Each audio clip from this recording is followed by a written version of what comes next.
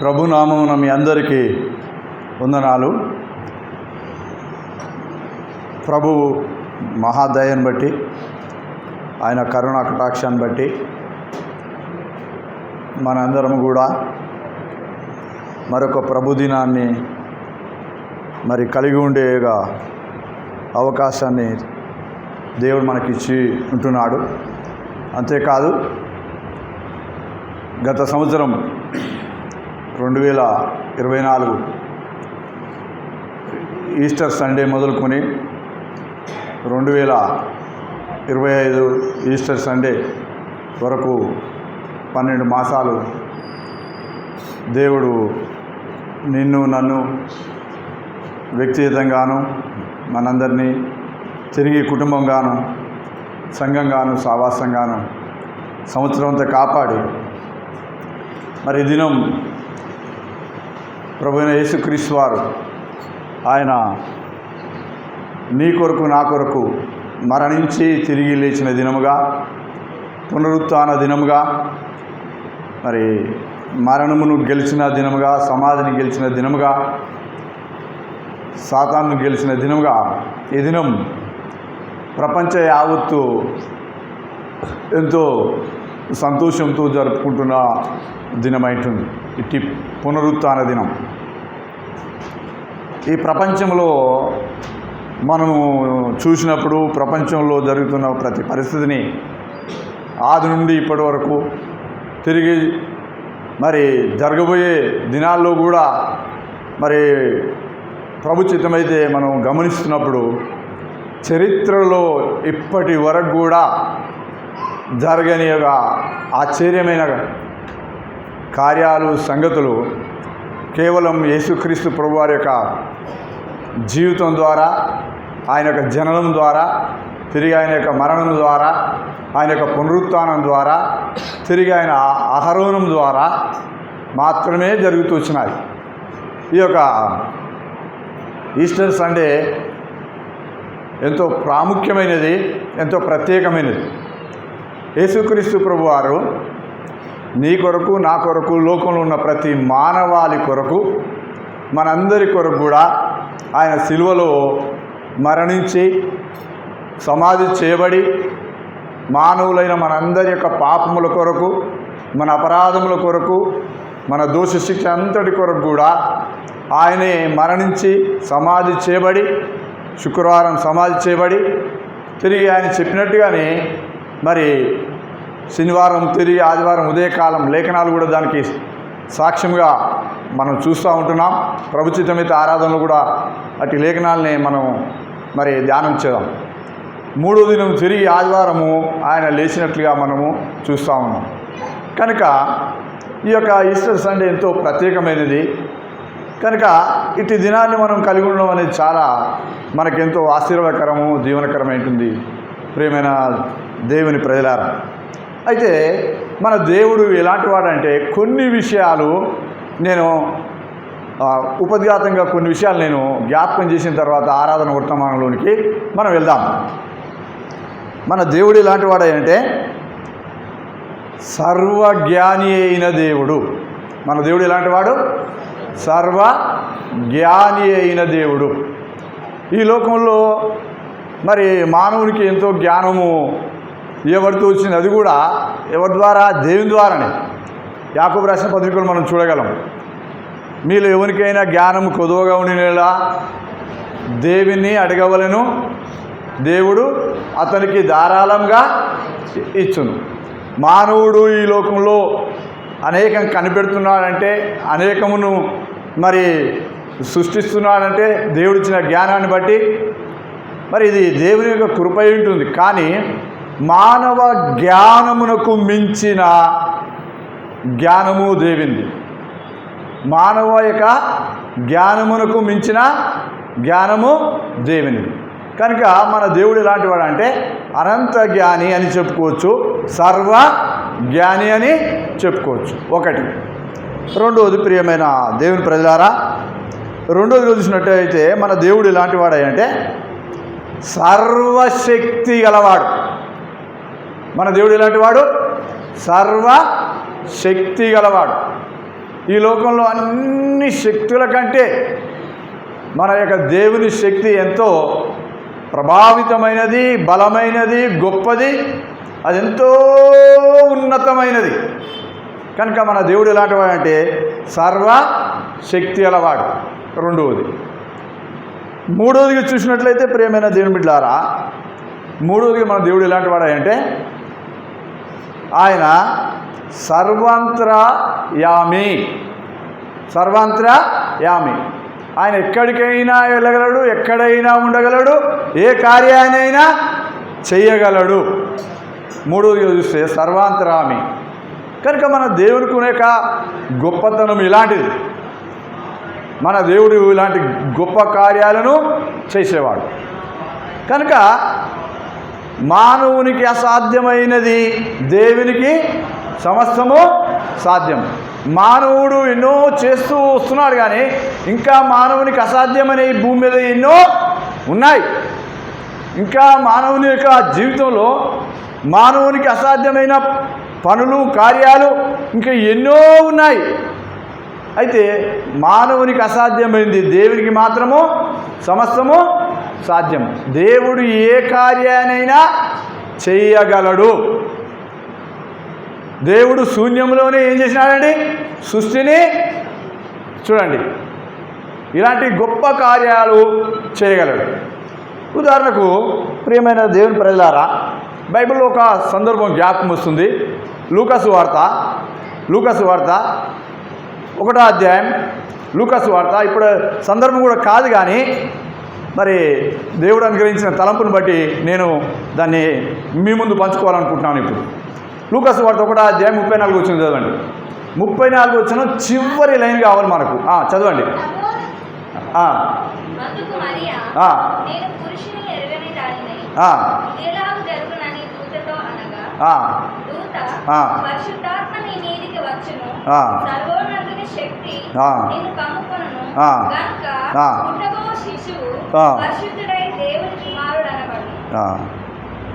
ముప్పై 35 వచ్చింది చదవండి. ఇప్పుడు చదివింది 34. 35 చదవమ్మా.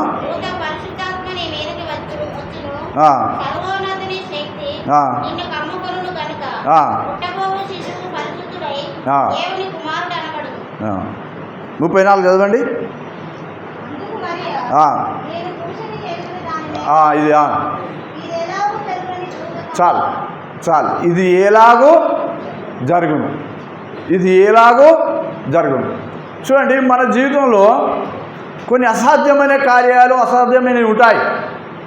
అంటే మన శక్తికి మించిన పనులు, మానవుడి యొక్క జ్ఞానమునకు మించిన కార్యాలు, ఇది ఎలాగూ జరుగును. చూడండి, ఉదాహరణ చూసినట్లయితే బైబిల్లో కొన్ని మానవ యొక్క జ్ఞానమునకు మించిన కార్యాలు, మానవ శక్తి మించిన కార్యాలు మనం చూడగలం. మార్క్స్ వార్త 10:27 చేయవలసిన అవసరం లేదు. 10:27 ఏం రాయబడింది? 10:27 దేవునికి సమస్తము సాధ్యము. ఇది ఎలాగూ జరుగును. మానవుని యొక్క ప్రశ్న, ఎవరు మరియ మాట్లాడుతున్న మాట ఇది, మనిషి యొక్క ప్రశ్న ఇది ఎలాగూ జరుగును. అంటే నా జీవితంలో ఈ కార్యం ఎలాగ జరుగును, లేకపోతే నా కుటుంబంలో ఈ కార్యం ఎలాగ జరుగును, నా సంఘంలో ఈ కార్యం ఎలాగ జరుగును, నా సమాజంలో ఈ కార్యం ఎలాగ జరుగును, లేక మనం పనిచేసే పనిలో ఇది ఎలాగ జరుగును, మన ఉద్యోగం చేసే స్థలంలో ఎలాగ జరుగును, వ్యవసాయం చేసే సమయంలో వ్యవసాయం చేసే స్థలంలో ఇది ఎలాగ జరుగును మనం అనుకుంటాం. కానీ మనిషికి సమస్తము కూడా అసాధ్యమైనవి, కానీ కొన్ని అసాధ్యమైన, కానీ దేవునికి సమస్తము సాధ్యము. దేవునికి సమస్తం సాధ్యం కనుకనే ప్రియమైన దేవుని బిడ్డలారా, బైబిల్లో కొన్ని సందర్భాలు నేను అట్లా జ్ఞాపకం చేస్తాను. చూడండి, నిర్గమకాండం 14-15 అధ్యాయం చూసినప్పుడు ఎర్ర సముద్రము ప్రజలు దాటుతూ వచ్చినారు. ఎట్లో? ఇది మానవ శక్తితో జరిగిందా? ఇది మానవ శక్తితో జరిగిన కార్యమా? చూడండి, దేవుని ప్రజలు పోవడం ఏంది, సముద్రం పాయలు కావడం ఏంది. పాయలు కావడమే కాదు, అక్కడ ఒక అద్భుతమైన మాట, చక్కటి మాట ఏం తెలుసా? వాళ్ళు పోవడానికి ఆ యొక్క రూటు తువ్వ ఎట్లయిందంటారు తెలుసా?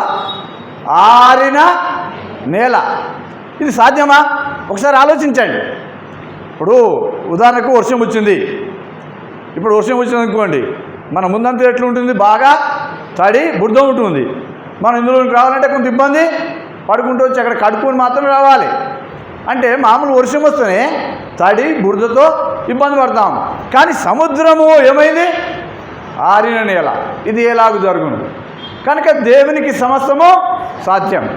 దేవుని ప్రజలను దాటించడానికి దేవుడు ఆరిన నేలను మరి చేసి తన ప్రజలను నడిపిస్తున్నాడు. తిరిగి ప్రేమైన దేవుని ప్రజల యెహోషువ కాలంలో చూసినప్పుడు యెహోషువ గ్రంథం 10వ అధ్యాయంలో మరి యెహోషువ ప్రార్థన చేస్తూ వచ్చినాడు 12వ వచనంలో. ఏమని? దేవా, ఇంకా మాకేం కావాలి? సమయం కావాలి ఎవరిని? శత్రువులను జయించడానికి అని ప్రార్థన చేసినాడు. ఏమని? దేవా, సూర్యుడిని చంద్రుడిని ఏం చేయమన్నాడు? ఆపమని ప్రార్థన చేస్తూ వచ్చినాడు. చూడండి, ఇది మానవ శక్తికి సాధ్యపడేదనా? ఒకసారి ఆలోచించండి. మానవ యొక్క మరి బలానికి, మానవ శక్తికి, మానవ జ్ఞానానికి సాధ్యపడేదనా? కాదు. అందుకే మన దేవుడు ఎలాంటి వాడంటే సర్వశక్తి గలవాడు. యెహోషువ ప్రార్థన నేను దేవుడిని చేస్తూ వచ్చినాడంటే అద్భుతంగా సూర్యచంద్ర నక్షత్రములనే ఆపుతూ వచ్చినాడు. బైబిల్లో చక్కటి మాట రాయబడి ఉందా? అదే సందర్భం బట్టి యెహోషువ చేసిన ప్రార్థన దేవుడిని భూమి మీద ఇలాంటి కార్యము ఇప్పటి వరకు జరగలేదని చెప్తూ వచ్చినాడు. కనుక మన దేవుడు ఎలాంటి వాడంటే అసాధారణమైన కార్యాలను కూడా సాధారణపరిచేవాడు. కనుక ప్రియమైన దేవుని బిడ్డలారా, మన దేవునికి ఉన్న యొక్క గొప్పతనము ఇది. ఇంకా చాలా సంగతులు ఉన్నాయి, కానీ మనం చెప్పుకోవాల్సిన ఆరాధన యొక్క భాగంలోకి మనం వెళ్ళాలి. కనుక మన దేవునికి ఉన్న యొక్క గొప్పతనము ఇది. ఆయనకున్న శక్తి, ఆయనకున్న యొక్క సామర్థ్యము, ఆయనకున్న బలము, ఆయనకున్న మహిమ, ఆయనకున్న తేజస్సు, ఆయనకున్న ప్రభావము ఎంతో అధికమైనది, ఎంతో ఉన్నతమైనది, ఎంతో ఘనమైనది. కనుక ఇట్టి దేవుని మనము ఈ పునరుత్థాన దినమును మనం ఆరాధించడానికి వచ్చి ఉంటున్నాం. ఇట్టి దినం మనం కలిగి ఉండడము మన జీవితంలో మనకెంతో ఆశీర్వాదకరము, మనకెంతో దీవెనకరమై ఉంటుంది. కనుక ఇట్టి దినాన్ని బట్టి మనం ప్రభును ఆరాధిద్దాం. ఆరాధించే ముందుకు పరిశుద్ధ గ్రంథం లేఖనాల్లో నుండి దేవుని వాక్యాన్ని ధ్యానం చేసుకుందాం. ప్రకటన గ్రంథము రండి, ఆరాధన కొరకై ప్రకటన గ్రంథము 1వ అధ్యాయము, ప్రకటన గ్రంథము 1వ అధ్యాయము 18వ వచనం తీసిన వారు చదవండి, ఎవరైనా పర్వాలేదు. నేను మొదటి వాడను, కడపటి వాడను, జీవించువాడను. దయచేసి ఇదే వచనాన్ని మన అందరం కలిసి చదువుకుందాం. దయచేసి 1వ అధ్యాయం 18 వచనం, 1వ అధ్యాయం ప్రకటన గ్రంథం 1వ అధ్యాయం 18 వచనం. నేను మొదటి వాడను, కడపటి వాడను, జీవించువాడను, మృతుడనైతిని గాని ఇదిగో యుగ యుగములు సజీవుడనై ఉన్నాను. మరియు మరణము యొక్కయు పాతాళము యొక్కయు తాళము చెవులు నా స్వాధీనములో ఉన్నవి. చూసినట్లయితే మరి దేవాదేవుడు అంటున్నాడు, నేను మొదటి వాడను, కడపటి వాడను. ప్రారంభం ఆయనే, ముగింపు ఆయనే. ప్రతి దానికి సృష్టిలో చూసినప్పుడు ఏ విషయమైనా కావచ్చు, ఏ సందర్భమైనా కావచ్చు, ఏ కార్యమైనా కావచ్చు, ఎలాంటి విషయమైనా కావచ్చు, ప్రారంభం ఆయనే, ముగింపు ఆయనే. కనుక నేను మొదటి వాడను, తిరిగి కడపటి వాడను. అంతేకాదు, ఇంకేమంటున్నానంటే నేను జీవించువాడను. ఈ మాట బాగా గమనించాలి. నేను జీవించువాడను. మన దేవుడు ఎలాంటి వాడంటే ఎల్లప్పుడూ జీవించేవాడు. ఆయనకు మరణము లేదు, ఆయనకు మరణము లేదు.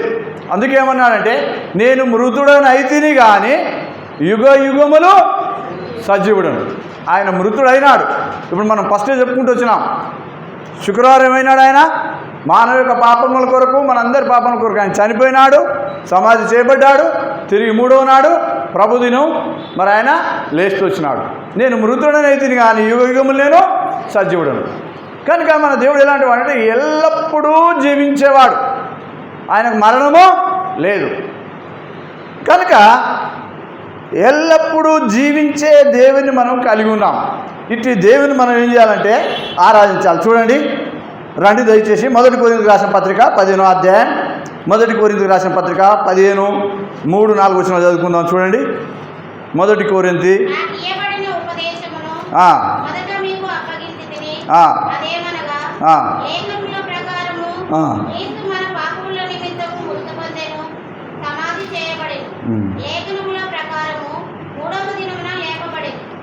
చాలు. మన పాపముల నిమిత్తం. ఎవరి నిమిత్తము? అక్కడ మాటను గమనించండి. మన పాపముల నిమిత్తము లేఖనం ప్రకారము క్రీస్తు ఏం చేసినాడు?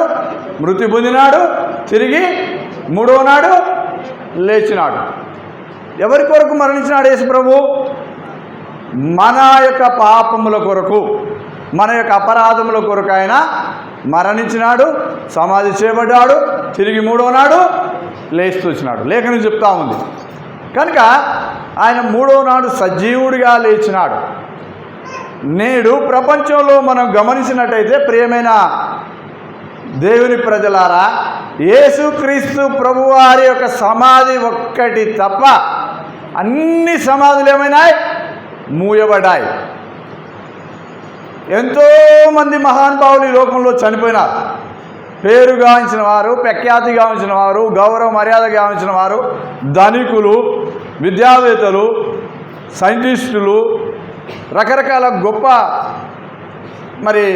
విద్యావంతులు, గొప్ప ఆధిక్యత కలిగిన వారు ఎంతో మంది మరణించినారు.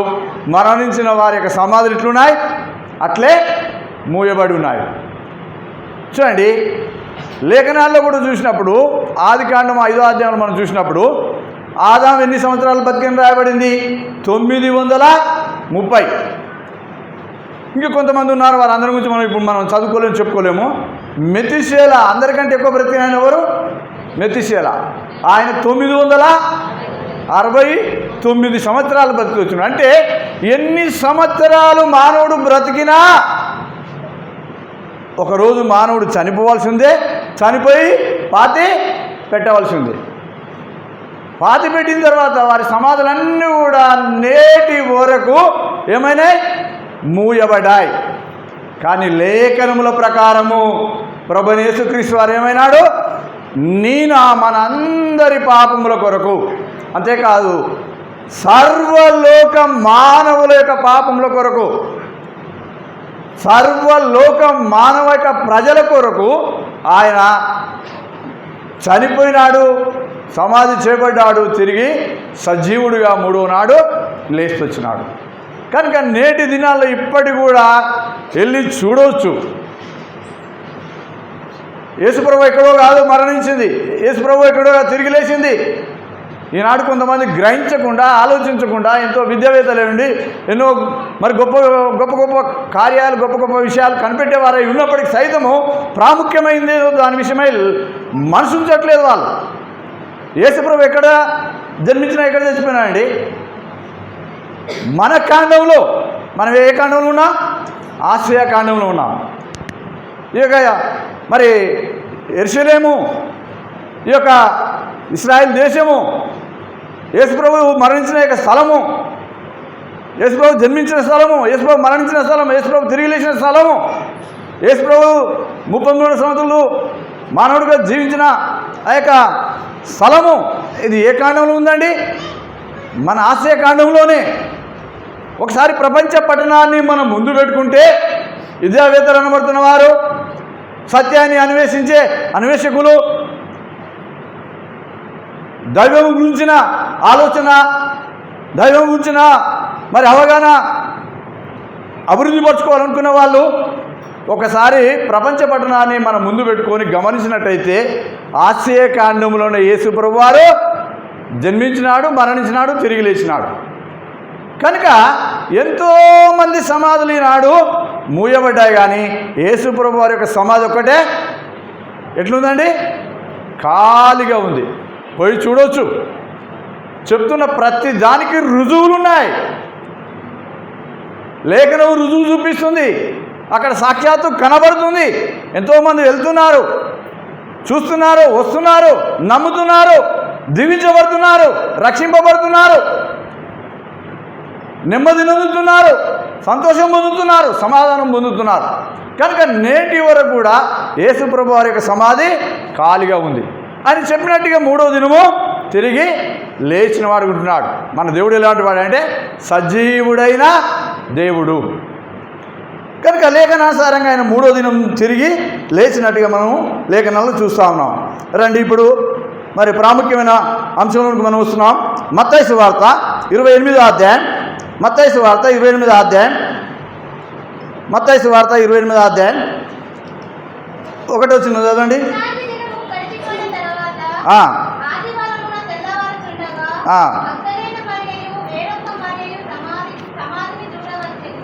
చూడండి, ఇక్కడ యేసు ప్రభు వారు మరణించి సమాధి చేయబడిన తర్వాత మరి పురుషుల కంటే అంటే బ్రదర్స్ కంటే ఎక్కువగా ఆసక్తితో ముందుగా వెళ్ళిన వారు ఎవరండి? స్త్రీలు. యేసు ప్రభు వారు చెప్పిన యొక్క మాటలను వారి హృదయంలో భద్రం చేసుకుంటూ వచ్చినారు. దేవుని యొక్క మాటలను ఆయన శరీరధారిగా ఉన్నప్పుడు ఆయన పలికిన యొక్క మాటలు వారి హృదయంలో భద్రం చేసుకున్నవారై వారు బ్రదర్స్ కంటే ముందే పురుషుల కంటే ముందే యేసు ప్రభు యొక్క శిష్యుల కంటే ముందే వారి సమాధి దగ్గరికి వచ్చినట్లుగా మనం చూడగలుగుతున్నాం. విశ్రాంతి దినం గడిచిపోయిన తర్వాత ఆదివారము తెల్లవారుచుండగా మగ్దలేను మరియు వేరొక మరియు సమాధి వద్ద చూడవచ్చిరి. సమాధిని చూడడానికి వచ్చినారు. అంటే ప్రభు చెప్పింది కదా, చెప్పినట్టే ఆయన తిరిగి లేచినాడా లేవలేదని అట్లా వాళ్ళు వచ్చినారు. కానీ అక్కడికి రాగానే మరి ఆయన చెప్పినట్టుగానే దేవుడు చెప్పిన మాట ఏది కూడా బాగా గమనించండి ప్రియమైన దేవుని బిడ్డలారా. దేవుడు పలికిన మాట ఏది కూడా నిరార్థకము కాదు, కానేరదు. ఇది బాగా గుర్తుపెట్టుకోవాలి. పరిశుద్ధ గ్రంథం బైబిల్ ఆదికాండం 1వ అధ్యాయం మొదలుకొని ప్రకటన గ్రంథం 22వ అధ్యాయం 20వ వచనం వరకు ప్రతి అక్షరము పొల్లు సున్నా ఏది కూడా దేవుని వాక్యము, దేవుని యొక్క మాటలు, ప్రభువైన యేసుక్రీస్తు వారి నోటి వచ్చిన మాటలు, దేవుని మాటలు ఏది కూడా నిరార్థకము కాదు. కనుక ఆయన చెప్పినట్టుగానే ఆయన ఏమైనాడు? తిరిగి లేస్తూ వచ్చినాడు. కనుక ఇక్కడ మగ్దలేనే మరియా మరి ఇంకా కొంతమంది స్త్రీలు వచ్చి మరి చూస్తున్నప్పుడు చూడండి, దయచేసి అన్ని వచనాలు మనం చదువుకోం కానీ చాలా సమయం పడుతుంది కనుక 9వ వచనం చూడండి. 9వ వచనం చూడండి. యేసుప్రభు సమాధి దగ్గరికి వెళ్ళి వారు యేసుప్రభుని చూడాలని ఆశతో వాళ్ళు వచ్చినారు. వారి యొక్క ఆశను ఎరిగి దేవాదేవుడు వారి ఉదయంలో ఉన్న బాధను ఎరిగి వారి ఉదయంలో ఉన్న ఆశను ఎరిగి యేసుప్రభు వారికి ఏమైనాడు? ప్రత్యక్షమైనాడు. ప్రత్యక్షమేమంటున్నాడు చూడండి, మళ్ళీ చదవండి ఇదే వచనం. యేసు వారిని ఎదుర్కొని చూడండి, దేవుడు ఏమని పలుకుతున్నాడు? మీకు శుభము. ఈనాడు నీతో కూడా అంటున్నాడు ఈ మాట. ఈ దినము, ఈ వారము, ఈ నెల, ఈ సంవత్సరము, రానున్న దినాలన్నీ కూడా నీ జీవితంలో శుభము కలుగుతాయి. దేవుడు అంటున్న మాట, ఏదో మనుషులు అంటున్న మాట కాదు. ఇప్పటి వరకు నువ్వు ఎన్ని పరిస్థితుల గుండా, ఎన్ని కష్టాల గుండా, ఎన్ని శ్రమల గుండా, ఎన్ని అనుభవాల గుండా, ఎన్ని ఆపదల గుండా నువ్వు వెళ్తా ఉన్నావు ప్రియమైన దేవుని బిడ్డ. కానీ దేవుడైతే ఏమంటున్నాడంటే నీ జీవితంలో శుభము జరుగుతుంది, మంచి జరుగుతుంది. నీ పక్షంగా నేను మేలు చేయని ఉద్దేశించి ఉన్నానని దేవుడు మీకు శుభము కలుగునని ఆయన చెప్తూ ఉంటున్నాడు. చూడండి, అట్లా చెప్పిన తర్వాత వారు ఏం చేసినారు?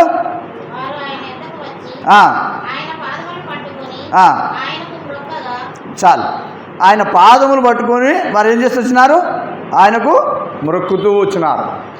ఒకవైపు వీళ్ళలో భయం ఉంది, భయపడుతున్నారు, తిరిగి ఆనందంతో ఉన్నారు. రెండు ఉన్నాయి. ఒకవైపు భయం ఉంది, లేఖనాలు ఉన్నాయి అక్కడ. ఒకవైపు భయం ఉంది, తిరిగి ఆనందము ఉంది.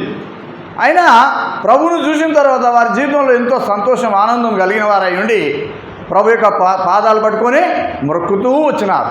కనుక నేటి దినము నీవు నేను కూడా మన ప్రభు అయిన యేసుక్రీస్తు వారిని మనం మొక్కే వారంగా ఉండాలి.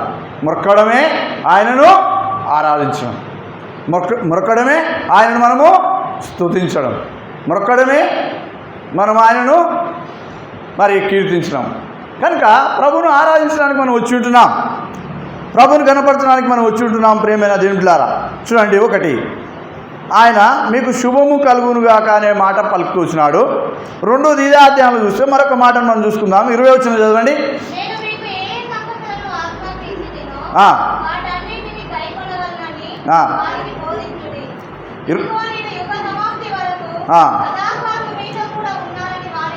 చాలు, ఇదిగో యుగ సమాప్తి వరకు సదాకాలము మీతో కూడా ఉన్నానని చెప్పెను. యుగ సమాప్తి వరకు నీతో ఉండేవాడు నీ దేవుడు. ఈ లోకము నీవు ప్రభు వచ్చేవరక, లేకపోతే ఈ లోకం మనము ఇడ్చేవరక, యుగ సమాప్తి వరకు కూడా ఆయన నీతో నాతో ఉండే దేవుడు. మన దేవుడు ఎలాంటి వాడంటే ఆయన యుగ యుగాలు ఉండేవాడు. ఆయన యుగ యుగాలు ఉండేవాడు. అందుకే ఒక చిన్న పాట ఉందనుకుంటా. యుగాలు మారిన, తరాలు మారిన, మారని దేవుడు మన యేసు, మారని దేవుడు, మారని దేవుడు మన యేసు, మారని దేవుడు. యుగాలు మారిన, తరాలు మారిన, యుగాలు మారిన, తరాలు మారిన, మారని దేవుడు మన యేసు, మారని దేవుడు, మారని దేవుడు మన యేసు, మారని దేవుడు. యుగ యుగాలు ఆయన సజీవుడిగా ఉంటున్నాడు, ఆయన మారని దేవుడిగా ఉంటున్నాడు. రెండోది ఆయన చెప్తున్న మనకు ఇచ్చే అభయం ఏంటంటే, నేను యుగ యుగాలు మీతో ఉంటాను. అందరూ మనతో యుగ యుగాలు ఉండరు. నేనున్నాను. ఉదాహరణకు నేను నా కుటుంబంతో యుగాలు నేను ఉండగలుగుతానా? ఉండలేను. నేను ఎల్లప్పుడూ నా కుటుంబంతో ఉండగలుగుతానా? ఉండలేను. మానవునికి ఇవి అన్నీ సాధ్యపడని విషయాలు, కానీ దేవునికి మాత్రం సమస్తము సాధ్యం. కనుక ఆయన యుగయుగాలు మనతో ఉంటానని చెప్తున్న మాటను మనం గమనిస్తున్నాం. ప్రియమైన దేవుని బిడ్డలారా, ఇందును బట్టి యుగయుగాలు ఉండే దేవుని మనము ఆరాధించే వారంగా ఉంటున్నాం. చూడండి, లూకాసు వార్త 24వ అధ్యాయం 1వ వచనం కూడా చదువుకుందాం.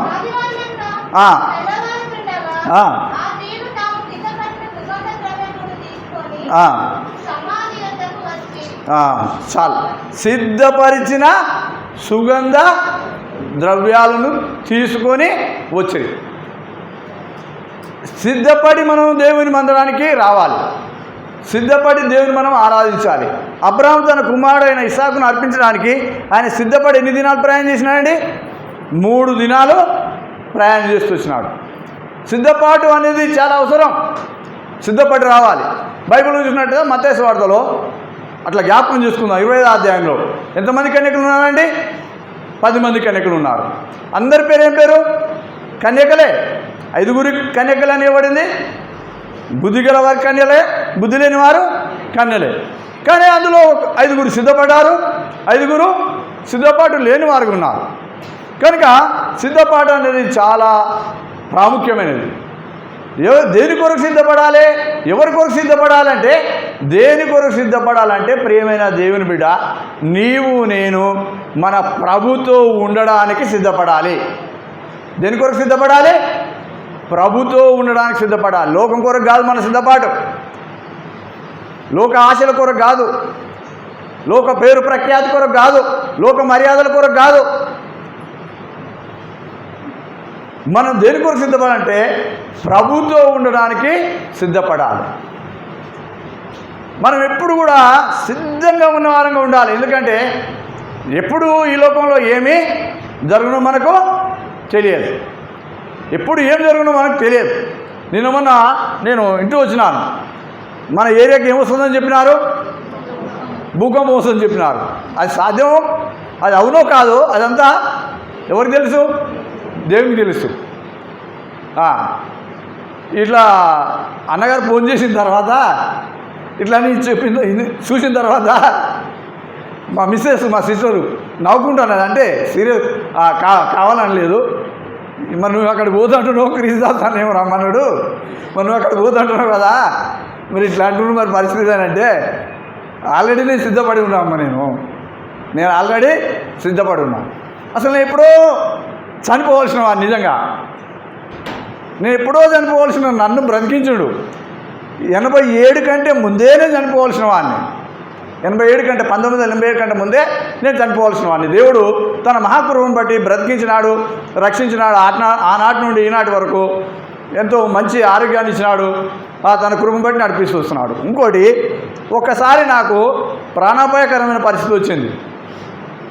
అది రెండోసారి నాకు బాగా మెలకువ తీసుకొచ్చింది. నా సిద్ధపాటుకి ఇంకా నాకు ప్రోత్సాహం, ఎంకరేజ్మెంట్ చేస్తూ వచ్చింది. అదే మన అందరికీ తెలిసింది కరోనా. 2020లో కరోనా వచ్చింది. నేను ఎప్పుడు అనారోగ్యంగా ఉండలేదు. నేను దేవుని నమ్మ ముందుకు నాకు ఒక అనారోగ్యం ఉండే, ఇప్పుడు సాక్ష్యం చెప్పుకునే సమయం కాదు, ఒక అనారోగ్యం ఉండే. ఆ అనారోగ్యాన్ని బట్టి దేవుని నమ్ముకున్నాను.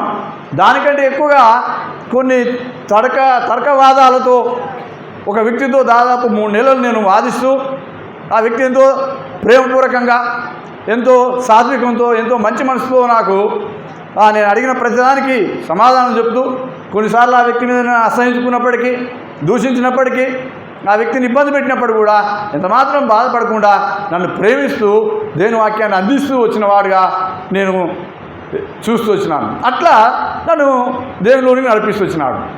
అయితే అది అప్పుడు దేవుని నమ్ముకున్న తర్వాత ఆరోగ్యం బాగైపోయింది. అది అప్పటి నుండి 2020 వరకు నాకు సాధారణంగా ఎప్పుడు కూడా అనారోగ్యం వచ్చి హాస్పిటల్లో జాయిన్ అయి ఉన్న నా యొక్క వాతావరణం పరిస్థితులు ఇప్పుడు నాకు కలగలేదు. అయితే 2020లో మాత్రము కరోనా వచ్చింది. ప్రియమైన దేవుని బిడ్డలారా, 2020లో కరోనా వచ్చింది. ఒక విషయం నేను యథార్థంగా చెప్పగలను. కరోనా వచ్చి బాధపడుతుంటే ఈరోజు దేవుడు నాకు జ్ఞాపకం చేసినాడు. అది దేవుడు జ్ఞాపకం చేసినట్టుగా చెప్తున్నాను. కరోనా వచ్చి బాధపడుతుంటే నేను కూడా మంచి ఆరోగ్యంగా ఉన్నా, కరోనా వచ్చి బాధపడుతున్న కొంతమంది దేవుని సేవకులు, దేవుని ప్రజలు, ఇంకా నాకు తెలిసిన వారి కొరకు నేను చేసింది ఒక్కటే, భారంగా ప్రార్థన చేస్తూ వచ్చినాము. అందరం చేసుకుని ఉంటాము, కానీ కొంచెం నా హృదయంలో అధికమైన వారి యొక్క సేవ, వారి యొక్క పరిచర్య, వారి కుటుంబాలను గురించి ఎరిగిన వారిగా చూసినప్పుడు భారంగా ప్రార్థన చేస్తూ వచ్చినాను. తిరిగి కొంతమంది దేవుని దాసులకు ఏదో నాకు దోచిన ఆ యొక్క చిన్న సహాయాన్ని చేస్తూ వచ్చినాను. నేను ఆరోగ్యంగా ఉన్నా, మంచిగున్నా, చిన్న సహాయం చేస్తూ వచ్చినాను. అయితే అయిన తర్వాత కొన్ని నెలలకు ఏమైంది, నాకు కరోనా వచ్చింది. కరోనా వచ్చి నేను ఏమైనా ప్రేమైంది హాస్పిటల్లో జాయిన్ అయినాను. హాస్పిటల్లో జాయిన్ అయ్యి ఒక వారం రోజులు నేను హాస్పిటల్లో ఉన్నాను. నేను హాస్పిటల్లో ఉన్న సిద్ధపాటు గురించి దేవుడు జ్ఞాపకం చేస్తున్నాడు. ఇది హాస్పిటల్లో ఉన్న తర్వాత నేను ఉన్న యొక్క వార్డులోనే రోజుకొకరు చనిపోతూ ఉన్నారు. రోజుకు ఒకరు. ఇది యథార్థమైన విషయం. ఇది ఏదో దయచేసి నేను వాక్యాన్ని పట్టుకున్న పులిపీఠం మీద మాట్లాడుతున్నది సత్యం. రోజుకొకరు చనిపోతూ ఉన్నారు. ఫస్ట్ రోజు కొంత భయం కలిగింది. ఎందుకు భయం కలిగిందంటే, ఇంకా ఏదైనా అవకతవక నాలో ఉందా? భయం అంటే ప్రాణం మీద ఎప్పుడోసారి అయితే తప్పదు, కాకపోతే కొన్ని బాధ్యతలు ఉన్నాయి. భయం ఏంటంటే అప్పటికి ఇంకా నా పిల్లలకు నేను వివాహం చేయలే. మాకు ఇద్దరు పిల్లలు, పిల్లలకు వివాహం చేయలేదు. కొంచెం భయం కలిగింది, బాధ కలిగింది ఒకరు చనిపోతే. తర్వాత దాన్ని బట్టి ప్రియమైన దేవుని బిడ్డలారా, దాన్ని బట్టి కొంత నన్ను నేను పరీక్షించుకొని ఏదైనా బలహీనత పొరపాటు ఉందని నేను సరి చేసుకుని ఉంటూ వచ్చినాను. చాలా నాది కూడా కండిషన్ ఎట్లున్నది, చాలా కష్టంగా ఉంది. చాలా కష్టమైన విధానంలో నేను ఉన్నాను. మరి డాక్టర్సు వైద్యం అందిస్తూనే ఉన్నారు. ఇంకా మా మిస్సెస్ వాళ్ళ యొక్క బంధువు, వారి దగ్గర బంధువు, ఆయన పెద్ద డాక్టరు, ఆయన కూడా కొన్ని సలహాలు ఇస్తూ, ఆయన కూడా డాక్టర్గా చాలా ఇంట్రెస్ట్ తీసుకొని వైద్యాన్ని అందిస్తున్నాడు. నా పరిస్థితిలో కండిషన్ చాలా కష్టంగా ఉంది. ఒక రోజు అయిపోయింది, ఒకటి చచ్చిండు, రెండో రోజు ఒకటి చచ్చిండు, మూడో రోజు రోజుకొకరు చచ్చిపోతా ఉన్నారు. ఇట్లా అయిపోయిన తర్వాత ప్రియమైన దేవుని బిడ్డలారా, అయిపోయింది అనుకున్నాం, కానీ దేవుడు తీసినాడు తెలుసా? అలాగో కానీయలేదు. ఎందుకు తెలుసా? మనం చేసే ఎందుకు ఈ విషయాన్ని జ్ఞాపకం చేస్తున్నాం అంటే మనము చేసే ప్రతి చిన్నది కూడా దేవుడు ఏం చేస్తాడు, లెక్కలోనికి తీసుకొస్తాడు. అంతకంటే ముందు ఇట్లా బాధలు ఉన్న వారి కొరకు, కష్టంలో ఉన్న వారి కొరకు, కరోనా వచ్చి బాధపడుతున్న దైవజనుల కొరకు, విశ్వాసుల కొరకు, మనకు తెలిసిన వాళ్ళందరి కొరకు భారంగా ప్రార్థన చేస్తూ వచ్చినాము. చిన్న హెల్ప్ అట్లా సహాయపడుతూ వచ్చినాము. దేవుడు ఎంత నమ్మదగినడో ఒకసారి జ్ఞాపకం చేసుకునండి. అరే నాన్న, నీకు కొంచెం మనసురా, ఇంకా నువ్వు పోవాల్సిన అవసరం లేదురా బిడ్డ, ఉండని దేవుడు కరుణిస్తున్నాడు. కనుక సిద్ధపాటు అనేది చాలా అవసరం. ఎవరి కొరకు సిద్ధపడాలి?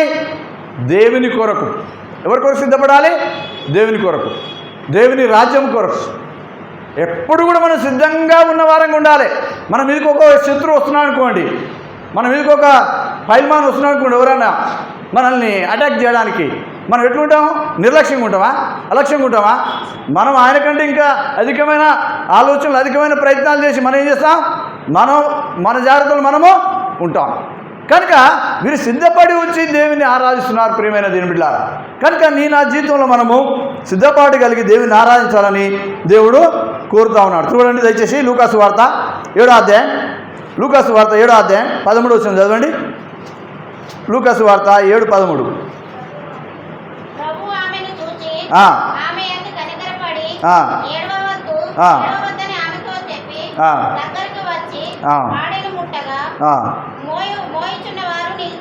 చాలు, ఒక నిమిషం ఆగండి. ఇప్పుడు మళ్ళీ ఎందుకు ఇక్కడికి వచ్చినాం మనం అంటే, యేసు ప్రభు వారు ఆయన మరణించినాడు, తిరిగి ఏం చేసినాడు? ఆయన లేచినాడు. ఆయన మరణించినాడు, తిరిగి లేచినాడు. ఆయన తిరిగి లేచినాకనే వీళ్ళందరూ వచ్చి ఆయన ఆరాధిస్తున్నారు, ఆయన పూజిస్తున్నారు. అయితే మరణించిన వారిని సైతం కూడా ఆయన ఏం చేస్తాడు? తిరిగి లేపుతాడు. మన దేవునికి ఉన్న యొక్క ప్రత్యేకమైన శక్తి, సామర్థ్యము, బలము ఇలాంటివి. మరణించిన వారిని కూడా ఆయన ఏం చేస్తాడు? తిరిగి లేపుతాడు. కనుక ఒక 5 వరాలను మనం చూస్తూ ఉన్నాం. ఇప్పుడు మనం చదువుకున్న భాగంలో తన భర్తను కోల్పోయింది, ఉన్న ఒక్క పిల్లోడు, ఆ పిల్లోడు కూడా ఏమైపోయినాడు? చనిపోయినాడు. చనిపోయి పాడని తీసుకొని పోతా ఉన్నారు. ఆ మీద అందరూ జాలిపడి ఆమెతో పాటు వస్తున్నారు. యేసుప్రభు ఎదురుపడ్డాడు. ఎదురుపడిన తర్వాత యేసుప్రభు చూసినాడు. చూసి ఏమైనాడు?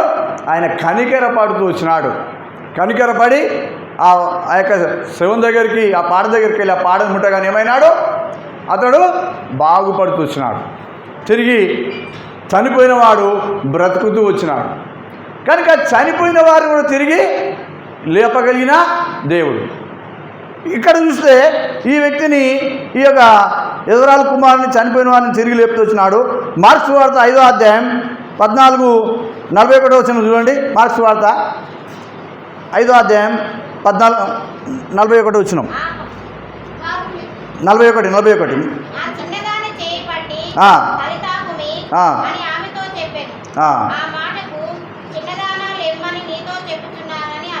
చూడు, చిన్నది ఈమె ఎవరు కుమార్తె అంట? కొంచెం వివరంగా మనం చూసుకోవాలనుకుంటే వచ్చిన చదివిస్తాను అంతే. 35 వచనం చదవండి. 35 అదే అధ్యాయం. చాలు. సమాజ మందిరపు అధికారి యొక్క కుమార్తె ఈమె. ఎవరు ఈమె? సమాజ మందిరపు అధికారి యొక్క కుమార్తె. ఈ సమాజ మందిరపు అధికారి కుమార్తె చనిపోయిన తర్వాత ఇక మరి యేసుప్రభుకు వర్తమానం పంపించినారు. యేసుప్రభు వచ్చేవరకలే బతికుండగానే యేసుప్రభు వర్తమానం పంపించినారు. కానీ యేసుప్రభు ఏం చేసినాడు? కొంత ఆలస్యంగా వచ్చినాడు. అయితే అప్పటికి ఈమె చనిపోయింది కనుక ఆయా బోధకుడిని నువ్వు ఏ శ్రమ పెడతావు, వదిలే అని అంటా ఉన్నారు. కానీ యేసుప్రభు వచ్చినాడు. వచ్చి అతనితో ఏమన్నా అంటే, నువ్వు నమ్మిక మాత్రము ఉంచుము, దేవుడు సాయం చేస్తాడు, నీకు మేలు కలుగుతుందని చెప్తూ వచ్చినాడు అని 41 వచనంలో పోయి చూడండి. చిన్నదానా ఏమన్నాడు చూడండి. ఈ మాట ఎట్లా ఉంటుంది మనకు? మన పిల్లలు వండుకుంటే అరే స్కూల్ టైం అయిందిరా, అరే ఖాళీ టైం అయిందిరా నాయన, లేకపోతే నీ ఉద్యోగ టైం అయిందిరా, లేరా అని లేపినట్టుగా ఉంది ఈ మాట. చూడండి, మన పిల్లలు వండుకుంటే పోయి స్కూల్ టైం అయింది, ఖాళీ టైం అయింది, ఉద్యోగ టైం అయింది, లేనానా అని లేపినట్టుగా ఉంది. చూడండి, దేవుడు ఎంత శక్తి సామర్థ్యం కలిగిన వాడు.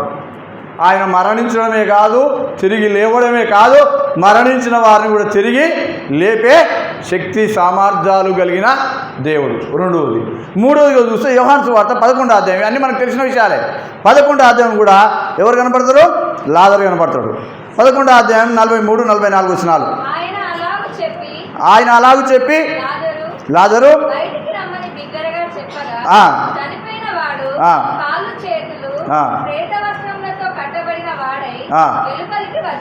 చూడండి, ఇక్కడ చూసినట్టయితే లాజరు చనిపోయినాడు. చనిపోతే లాజరు దగ్గర పోయి ఏం చేసినాడు? లాజరు బయటికి రమ్మని పలుకుతూ వచ్చినాడు. పలకగానే లాజరు కూడా తిరిగి లేస్తూ వచ్చినాడు. ప్రియమైన దేవులారా, అయితే వీళ్ళు చనిపోయిన వారిని తిరిగి బ్రతికించినాడు. మరి నీవు నేను మనం ఏ స్థితిలో ఉంటే ఏ స్థితిలో నుండి ఆయన నిన్ను నన్ను బ్రతికించినాడు, ఆ యొక్క కార్యాన్ని బట్టి ఆయన నీ పట్ల నా పట్ల చేసిన ఆ రక్షణ కార్యము, ఆ అద్భుత కార్యము, ఆ విమోచన కార్యము, ఆ పరిశుద్ధ కార్యం ఏదైతుందో దాన్ని తలపోసుకొని ఈ పునరుత్థాన దినమును మనం ఆరాధించడానికి ఈ 3 భాగాలు జ్ఞాపకం చేసుకుంటూ వచ్చినాం. ఇక్కడ ముగ్గురిని చనిపోయిన వారిని తిరిగి లేపుతూ వచ్చినాడు. ఆయన చనిపోయినాడు, తిరిగి లేచినాడు.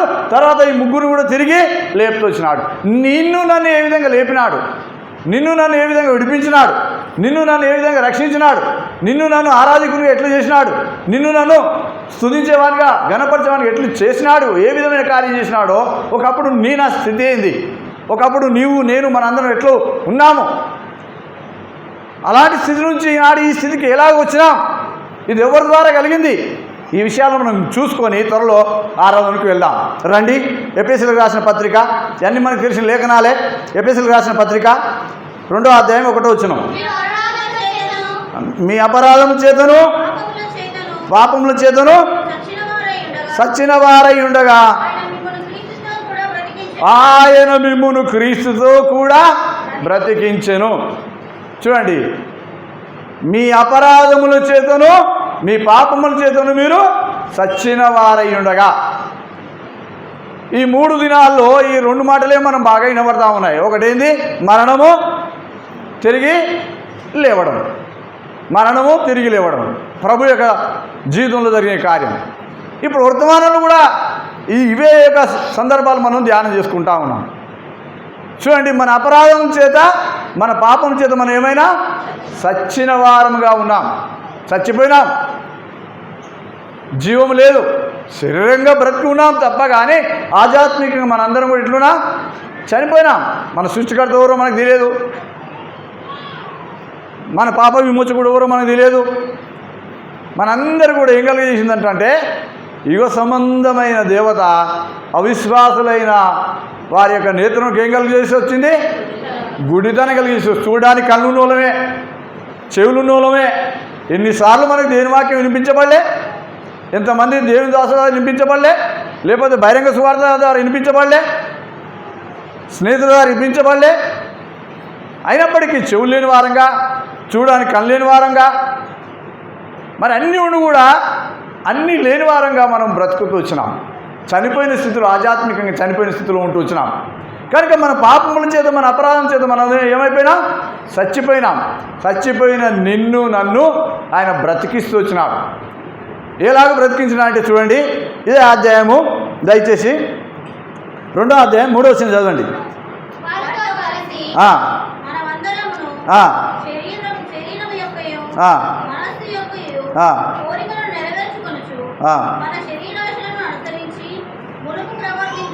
ఈ మాట గమనించండి. మునుపు ప్రవర్తించుచు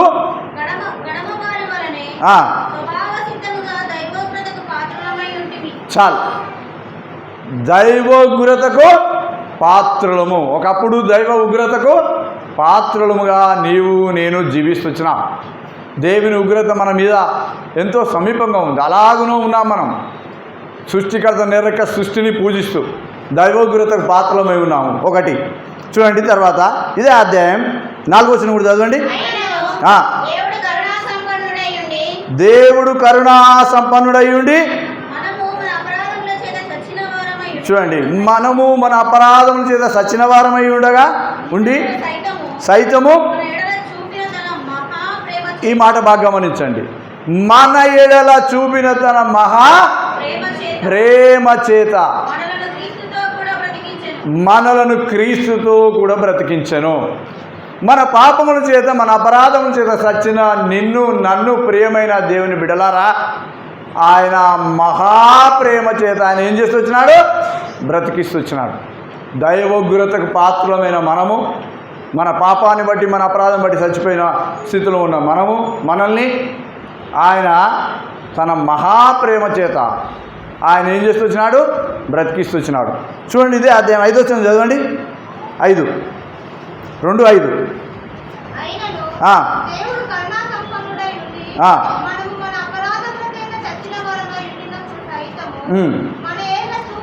చాలు. ఇక్కడ ఇంకొక తలంపు జ్ఞాపకం చేయడం మళ్ళీ చదివించాను ఈ మాటని.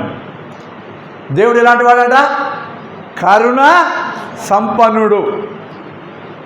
కరుణించడం వేరు, బాగా గమనించాలి లేఖనాన్ని. సహాయం చేయడం లేదు. ఒకసారి చేస్తావు నాకు సాయం, 2 సార్లు చేస్తావు, నువ్వు అధిక ధనం లేదు 3 సార్లు చేస్తావు, 4 సార్లు చేస్తావు. అది కూడా ప్రభు ప్రేమను బట్టి, ప్రభు బిడగా. కానీ నేను అడిగినప్పుడు నువ్వు నాకు సాయం చేస్తావా? నేను అడిగినప్పుడు నువ్వు చేయగలుగుతావా? కానీ దేవుడైతే ఎలాంటి వాడు? కరుణ చూపుటలో సంపన్నుడు. నేను ఎప్పుడు ఆయన కాడికి పోయి, అయ్యా నాకు ఇది కావాలి, అయ్యా నాకు ఇది కావాలి, అయ్యా నా అవసరం ఇది, నా ఇబ్బంది ఇది, నా ప్రాబ్లమ్స్ ఇది, నా కష్టం ఇది, నా సమస్య ఇది అని ఆయన దగ్గరికి వెళ్ళి నేను అడిగినప్పుడల్లా ఆయన ఏం చేసేవాడు? కరుణించేవాడు. కనుక ఆయన కరుణా సంపన్నుడు.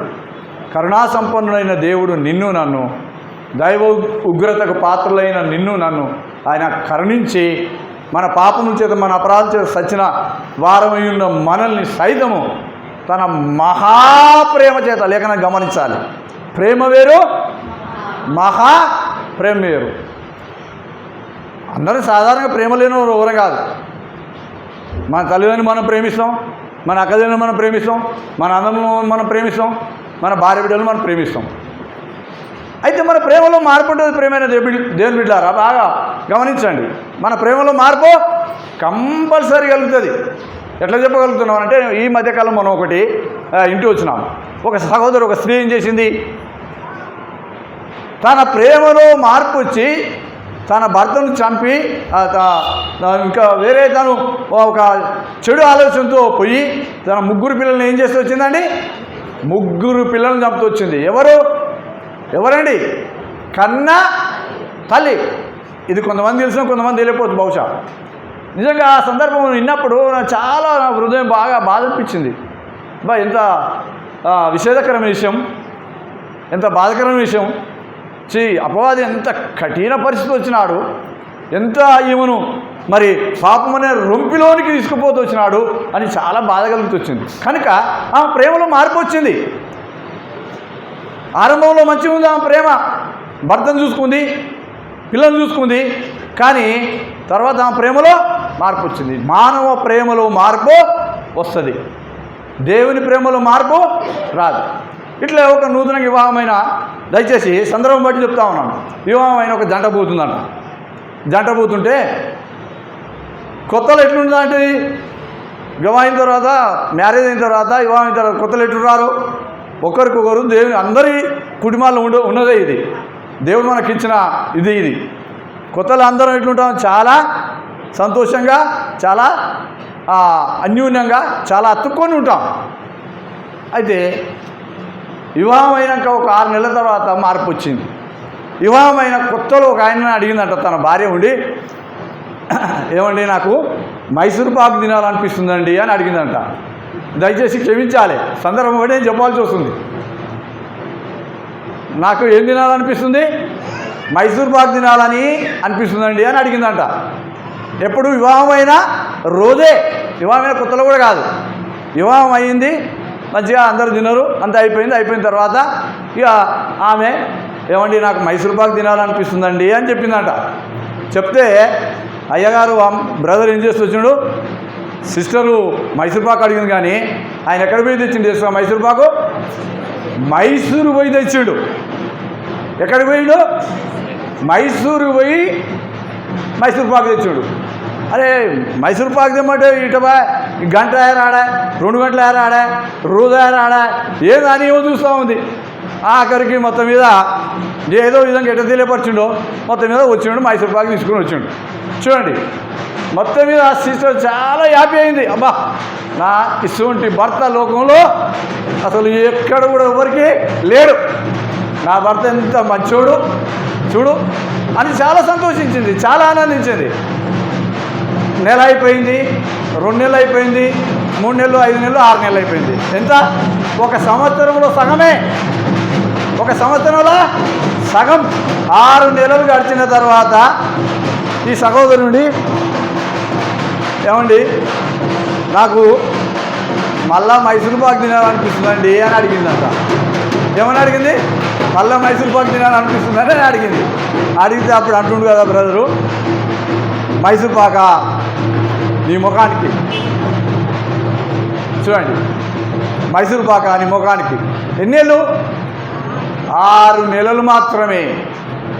ప్రేమైన దేవుని బిడ్డలారా, 6 నెలలే. ఇట్లాగనే ఒక యవనస్తుడు వివాహం కాలే. మానవ ప్రేమ, దేవుని ప్రేమకున్న వ్యత్యాసము, దేవుని ప్రేమకున్న బలము, దేవునికున్న శక్తి, దేవుని ప్రేమకున్న శక్తి, దేవునికున్న ప్రభావం, దేవుని ప్రేమకున్న ప్రభావం ఎంత గొప్పదో దానికి అర్థం కావడానికి నేను కొంచెం వివరంగా మాట్లాడుతూ ఉన్నాం. ఒక యవనస్తుడు ప్రార్థన చేసుకున్నాడు. ఏమని? ప్రభా నేను వివాహం చేసుకోవాలనుకుంటున్నాను అని ప్రార్థన చేసుకున్నాడు. చేస్తే మంచిది, దేవుడు ఆయన ప్రార్థన వింటున్నాడు, ఇంకా పూర్తి లేదు. ఈలోపే ఆ యవనస్తుడు ఏం చేసింది తెలుసా? ఒక సహోదరిని చూసుకున్నాడు. చూసుకొని, దేవా ఈ సహోదరి మరి నేను చేసుకుంటా, ఇది నీ చిత్తమే ప్రభువా అని అనుకుని ఏం చేసినాడంటే ఆ వివాహం చేసుకోవడానికి సిద్ధపడుతూ వచ్చినాడు. ఆఖరికి మొత్తం మీద ఆ తల్లిదండ్రులు వాళ్ళందరూ నొప్పించి వివాహం చేసుకుంటారు. చేసుకునే ముందు తల్లిదండ్రులు ఏం చేసినట్టే కొద్ది అభ్యంతర పట్ల, వద్దు నాన్న అట్లా కాదు, పూర్తిగా దేవుని చిత్తం ఏదో, దేవుని ఉద్దేశం మీద తెలుసుకున్నానా అని చెప్తే, మీకేం తెలుసమ్మా, ఆమె ఎలాంటిది తెలుసు, ఎలాంటిదో నాకు తెలుసు, మీకేం తెలుసు? దేవుని చిత్తంలో ఉండే వ్యక్తి, దేవుని వాక్యానుసారంగా ఉండే వ్యక్తి, మీకేం తెలుసు? అసలు ఆమె ఎలాంటిది, ఎట్లా ఉంటుందో తెలుసా? ఆమె ఎట్లా అంటే ఒక దేవత లాంటిది. ఆమె ఎలాంటిది? ఒక దేవత లాంటిది. అట్లా మాట్లాడుతూ వచ్చినాడు. అట్లా మాట్లాడుతూ తల్లిదండ్రులు చెప్పిన మాట, గాడ్ సర్వెంట్ ఇచ్చే సలహా, ఎవరు చెప్పిన మాట కూడా ఇల్లేదు. మొత్తం మీద ఏదో ఇక ఊరికి అడుగుతుంటే దేవుడు ఏం చేస్తాడు తెలుసా? కొన్నిసార్లు ఆయనకి ఇష్టం కాకుండా కూడా ఇస్తాడు. మనం ఊరికి అడిగినాం అనుకోండి.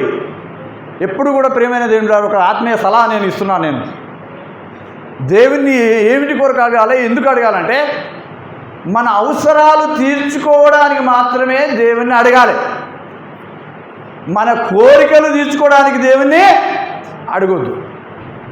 మన అవసరాల కొరకు మాత్రమే దేవుని అడగాలి. మనకి ఏది అవసరమో అది ఖచ్చితంగా ఆయన ఇస్తాడు. మన కోరికలు తీర్చుకోవడానికి దేవుని అడగొద్దు. ఈయన అట్లా అడిగిండు. మొత్తం మీద అది మరి అందరూ నొప్పించి వివాహం చేసుకుంది. 6 నెలలు అయింది.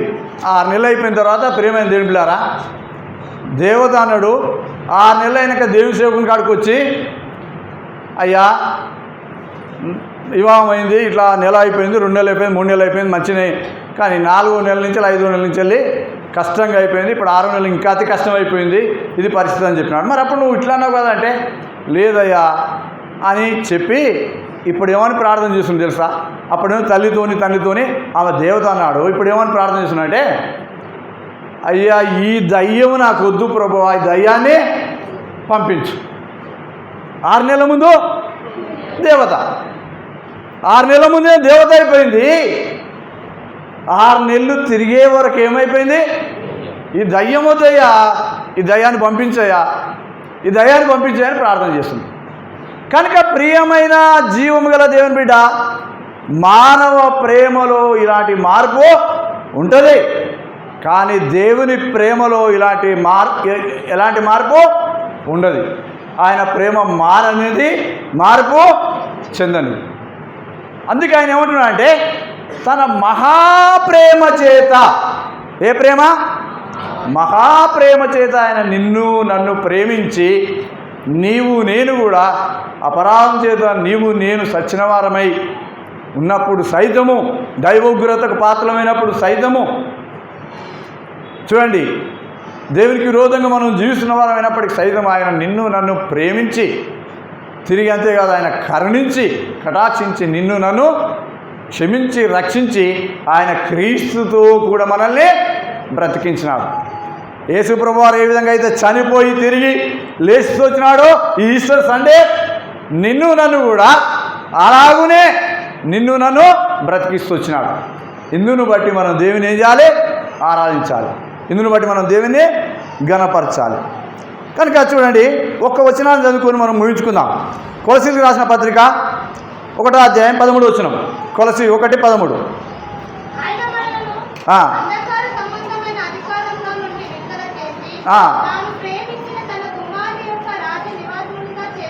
చాలు. ఏ అధికారం అంట?